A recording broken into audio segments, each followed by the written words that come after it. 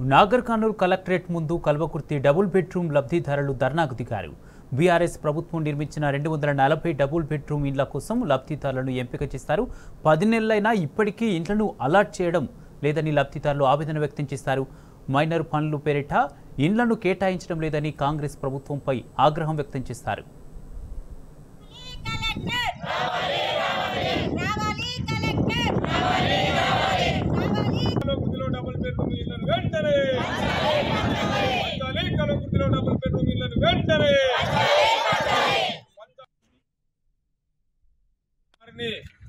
గుర్తించి మరి సెలెక్ట్ చేయడం అనేటటువంటి జరిగింది.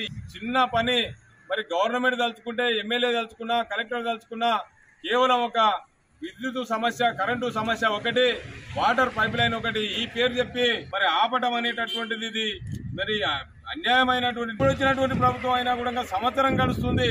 మరి ఓట్లలో విపరీతమైనటువంటి డబ్బులు ఖర్చు పెడతారు, కానీ ఒక 20-30 లక్షలు ఖర్చు పెట్టి దాన్ని కంప్లీట్ చేసి పేదలకు ఇవ్వలేనటువంటి పరిస్థితి.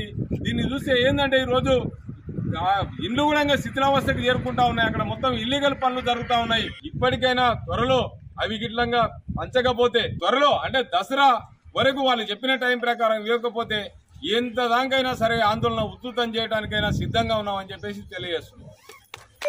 మున్సిపాలిటీ నుండి 240 మంది ఆ రోజు లక్కీ డిప్ ద్వారా ఎంపిక కావడం జరిగింది. మరి ఎంపిక అయిన తర్వాత వాళ్లకు పొజిషన్ చూపించాలి, ఇండ్లు చూపించాలి.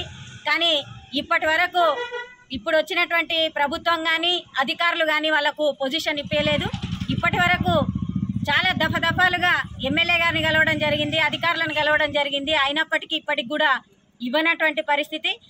రేపు దసరా వరకే ఇస్తామని చెప్పిండ్రు, కానీ ఇప్పటి వరకు పనులు స్టార్ట్ చేయలేదే కాబట్టి మాకు నమ్మకం లేదు. మీరు కనుక మాది మాటల ప్రభుత్వమే కానీ చాటల ప్రభుత్వం కాదు అనేటటువంటిది మీరు చెప్తే మేమే ఆ పనులు పూర్తి చేసుకొని మేము ఆక్రమించుకుంటామని, లేకపోతే ఇంకా ఆందోళనలు ఉధృతం చేస్తామని ఈ సందర్భంగా తెలియజేస్తూ